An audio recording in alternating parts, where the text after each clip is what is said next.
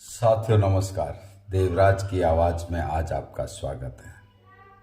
साथियों, इंसान के साथ जो भी होता है, अच्छा होता है, बुरा होता है, सुख दुख, संताप, जन्म मृत्यु, सब कुछ अच्छा ही होता है, क्योंकि ये विधि का विधान है, यही ईश्वर का संविधान है। तो आज इस बात को सत्यता पर लाने के लिए कसौटी पर कसते हैं और चलते हैं एक कहानी की ओर जो इस बात को सार्थक कर देगी कि जो भी होता है अच्छा ही होता है। तो पुराने समय की बात है, एक राजा अपने मंत्रिमंडल के साथ शिकार पर निकले। साथ में मंत्री, संतरी, सैनिक दल बल के साथ जा रहे थे।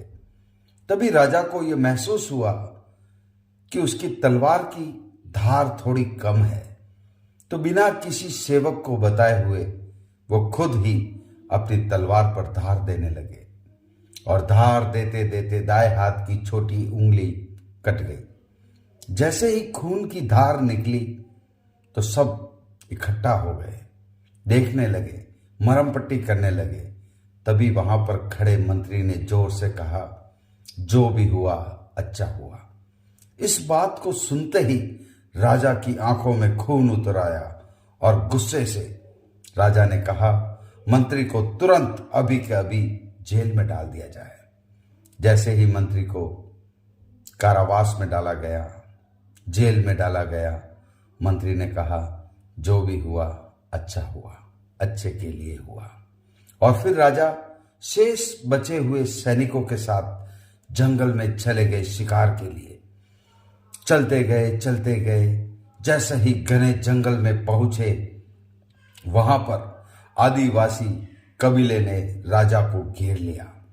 राजा के साथ साथ सभी सैनिकों को भी घेर लिया और फिर बंदी बना करके अपने सरदार के पास लेके गए।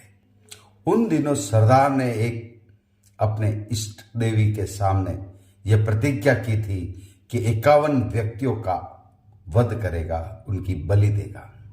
और जैसे ही समस्त सैनिकों को, राजाओं को तैयार किया गया बलि देने के लिए, उनको नहलाया गया, तैयार किया गया, तभी पता चला कि राजा की अंगुली कटी हुई है, अर्थात राजा खंडित है। और राजा को छोड़ दिया और शेष बचे हुए सभी सैनिकों, सामंतों की बलि दे दी।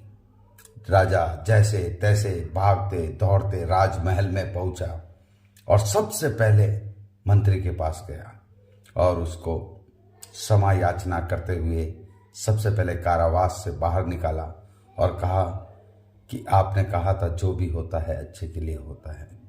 जैसे ही मेरी उंगली कटी, शायद अच्छे के लिए कटी, और इसी कटी हुई उंगली के कारण आज मेरे प्राण बच गए। तो मंत्री ने कहा कि हे राजन, आप क्यों माफी मांग रहे हो, क्यों अपने आप को इस तरह से छोटा महसूस कर रहे हो? बल्कि धन्यवाद तो मेरे को देना चाहिए आपको कि आपने मेरे को कारावास में भेज दिया।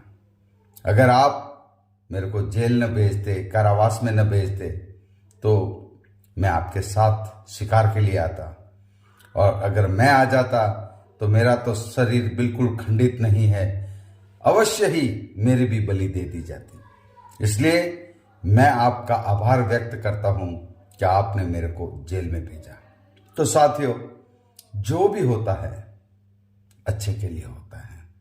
यही कोई कहानी नहीं है, बल्कि ये सत्य है, शाश्वत सत्य है कि ईश्वर का विधान, विधि का विधान, ईश्वर का संविधान, ये जो बना है ऐसे ही नहीं बना है।